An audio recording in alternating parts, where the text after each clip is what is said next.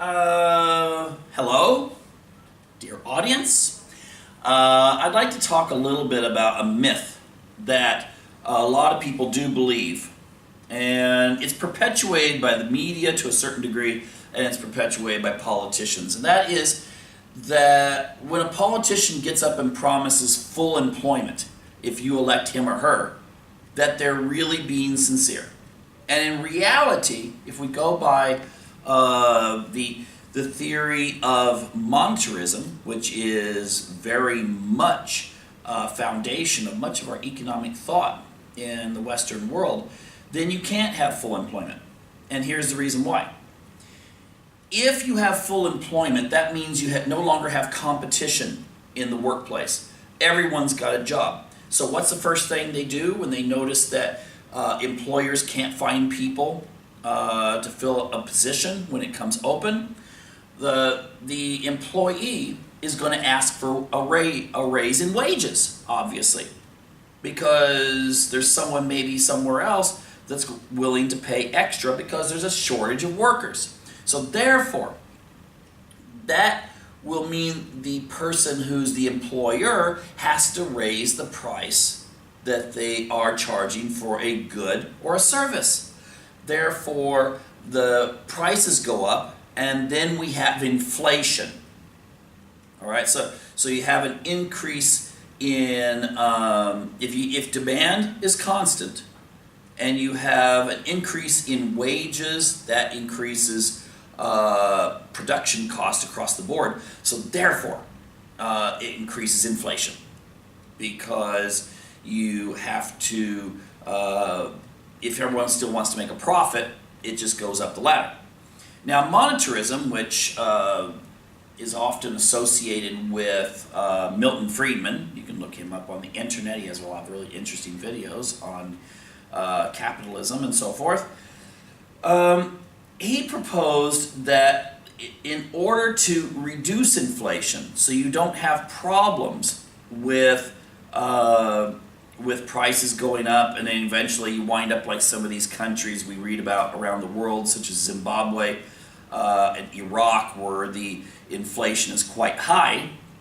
The way you can control that is through the money supply, meaning that banks can look at what's going on in the economy, and when the unemployment rate is down to almost nothing, that is when you restrict the monetary supply by increasing the interest rate, meaning that employers who maybe want to expand their business, they have to pay higher interest, which means that they might think twice about expansion.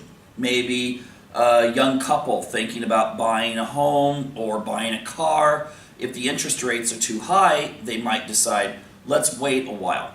Now, the ironic effect of that is that the carpenters that would have built the new homes, the person working in the assembly line to make a new car, all the chain of production, the demand for the labor decreases, which means that unemployment goes up.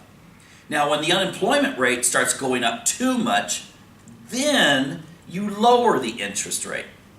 And therefore, if you lower the interest rate, that means that the auto plant or any other producer will go ahead and they will then expand. They'll hire more people because now people are buying more cars, people are building more homes, people have a bigger amount of freedom to go on credit. And this drives the economy up, which reduces the amount of unemployment. Now, the magic number usually cited as the true goal of unemployment is to have about 4.5% of the workforce, the people that are actually looking for work. Okay, I'm not talking about people that are retired. I'm not talking about people that are students. I'm not talking about for instance, a mother who, when she has a baby, decides she's going to stay home and raise her children. But the people that are actively looking for work, you have to keep it around 4.5% unemployment. And this keeps the inflation low. Therefore, people put money away.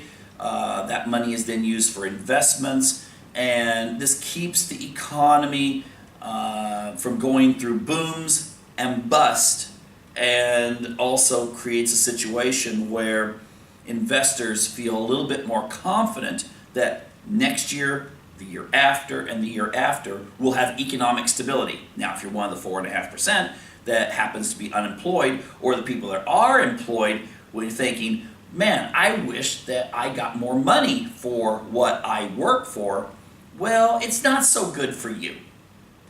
All right? But this is the essence, the very standard description of what monetarism theory is all about.